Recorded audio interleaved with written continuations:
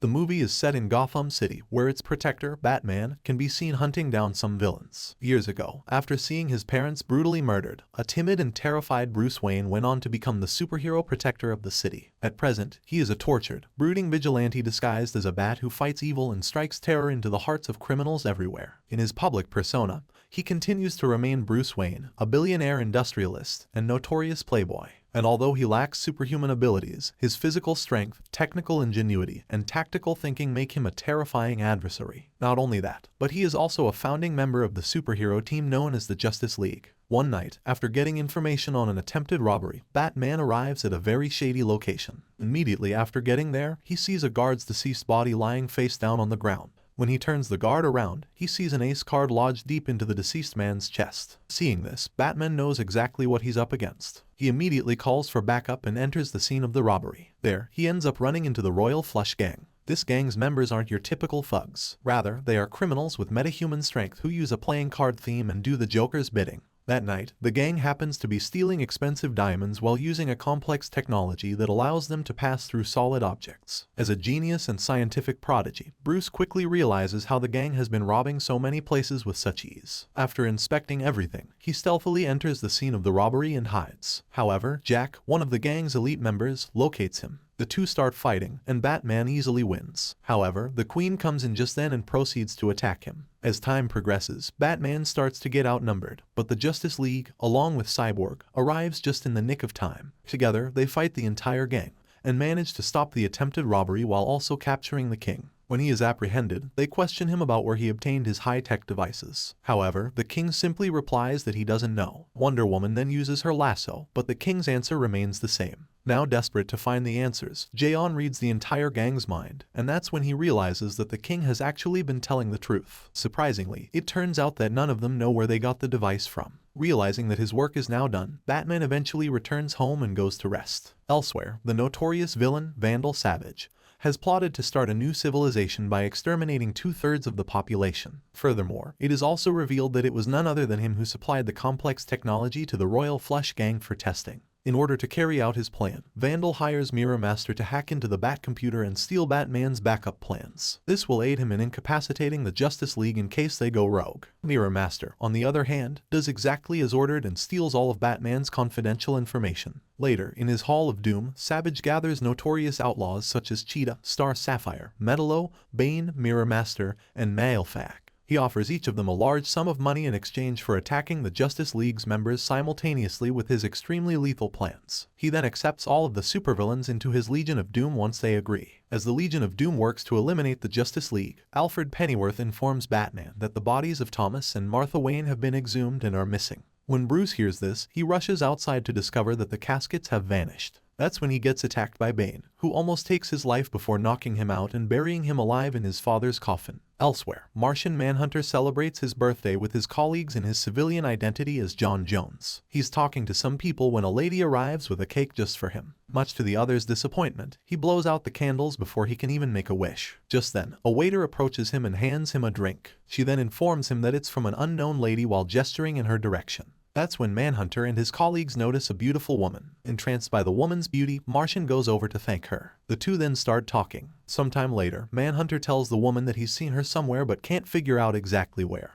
That's when she instructs him to use his Martian vision. Astounded, Manhunter asks her how she knows this. Nonetheless, the latter goes on to use his Martian vision only to determine that the lady is a disguised Malefac. He then discovers that the drink has been laced with a poison containing magnesium carbonate. Because magnesium disrupts Martian biology, Manhunter struggles to keep his shape while expelling the poison. Malefac then sets him on fire, with the magnesium fueling the flames indefinitely. Cheetah, on the other hand, ambushes Wonder Woman at a dock and scratches her, infecting her body with nanomachines that affect her brainstem. This causes the latter to perceive everyone around her as Cheetah. Wonder Woman then tries to follow her adversary, but she simply disappears. Despite this, Wonder Woman doesn't give up and continues pursuing her enemy. Soon, she notices that Cheetah has led her to a crowd. Now that she's been infected and sees everyone as Cheetah, Wonder Woman begins attacking everyone around her. Cheetah knows that the Amazon will fight until she passes of a stress-induced heart attack or brain aneurysm. Seeing that her task is complete, the notorious villain watches while the delirious Amazon proceeds to attack innocent bystanders nearby. Meanwhile, Flash spots Mirror Master on a train,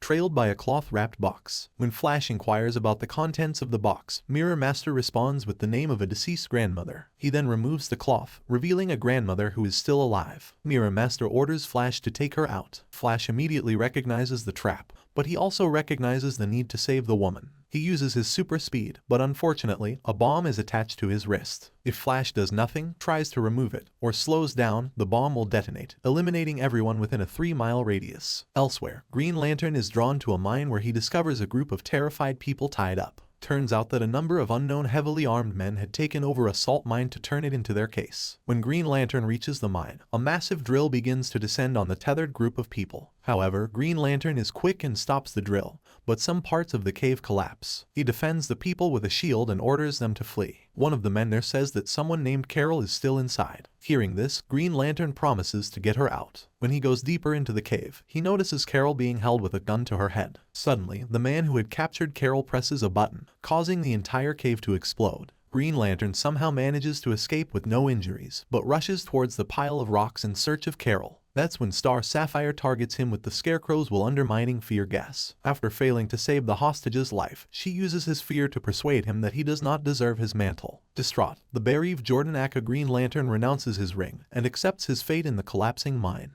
Elsewhere, a former employee named Henry Ackerman is attempting suicide on the Daily Planet's roof, attracting the attention of the media, including Lois Lane and Jimmy Olsen. Superman quickly arrives on the scene and rushes to the rooftop after leaving a press conference as Clark Kent. He then persuades the man not to shoot himself. The man then drops his gun, but shoots Superman with a kryptonite bullet instead, revealing himself to be a disguised Metallo. The bullet critically injures Superman and causes him to fall from the roof to the ground. Later, the Legion celebrates its victory in the Hall of Doom. There, Savage reveals his next plan, which is to launch a rocket into the sun, causing a solar flare that will destroy half of the planet and render any technology more advanced than a steam engine inoperable. After the announcement of his oncoming mission, Savage goes on to tell his teammates about his past. He talks about how he was a Stone Age man until a meteor shower occurred one night. Intrigued, Vandal had gone to the meteorite's location and touched it. Afterward, he ended up sleeping next to the meteorite because it was warm. When Savage awakened, his intelligence had increased, and he had also become immortal. Once he's done telling his story, Vandal invites a skeptical Cheetah to put his claim of immortality to the test,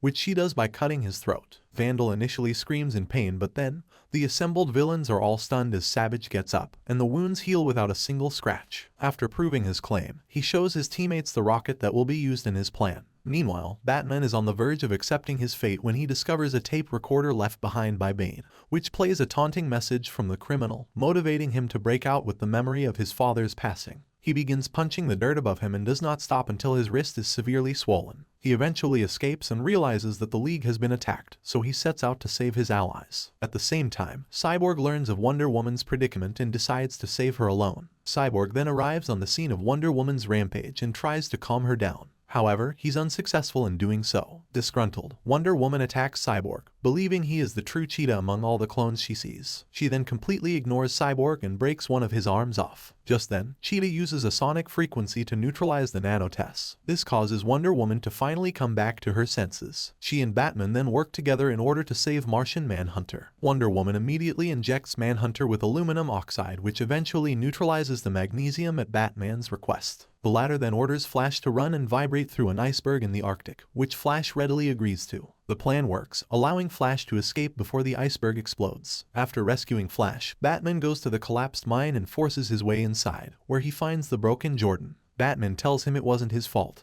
and shows him that the hostages and terrorists were all robots. Jordan finally regains control of his ring after finding confidence in himself. Meanwhile, Wonder Woman, Cyborg, and Martian Manhunter arrive in Metropolis, where Superman's health has rapidly deteriorated. Due to his invulnerability, paramedics have been unable to remove the bullet. He's on the ground with his mouth covered by an oxygen mask. Cyborg and the Manhunter reach the scene and extract the bullet with an improvised kryptonite scalpel laser. This finally causes Superman to recover. The wound on his chest heals quickly, he regains consciousness, and the audience applauds. The League finally retreats to the Watchtower, where Batman reveals that he was the true mastermind behind the plans and that he had studied every Justice League member from the past and present and devised countermeasures. He also had a backup plan in case the Bat computer was compromised, which was a hidden tracing algorithm. Eventually, the League ends up locating the Legion of Doom, who seem to be discussing the plan. While they're preparing for the mission, the Justice League arrives. There, Wonder Woman begins fighting Cheetah, while Superman begins fighting Metallo. Green Lantern battles Star Sapphire, while Flash fights Mirror Man. After intensely fighting for a while, Wonder Woman defeats Cheetah while Batman is still getting choked by Bane. Meanwhile, Cyborg enters the rocket's base and attempts to prevent the missile from launching. However, Savage bursts in just then and stabs him. The other League members defeat their opponents, but they are unable to prevent the rocket from launching and causing the solar flare. Because of this, Superman follows Savage as he launches the rocket. He manages to destroy the majority of the missiles, but still misses two, which causes a solar flare. However, Green Lantern uses his shield to buy some time. During this time, members of the Justice League use the Hall of Doom technology to save the world by phasing it so that the flare passes harmlessly through. Once everything is over, Superman reports from the Justice League Watchtower that Vandal Savage has been found guilty of crimes against humanity and sentenced to life in prison without the possibility of parole by the World Court. On the other hand, Cyborg officially gets included in the Justice League's roster. While that happens, Superman goes on to call for a vote on whether Batman should be allowed to remain a League member or not. However, just before leaving, Batman defends his actions and criticizes the others for failing to recognize the potential danger of a rogue Justice League. Hearing this, Superman asks if Batman has the plan to stop himself, and he goes rogue. That's when the latter simply responds by saying that the Justice League is his plan. Superman then hands the kryptonite bullet to Batman and teleports him out of the Watchtower, his trust restored.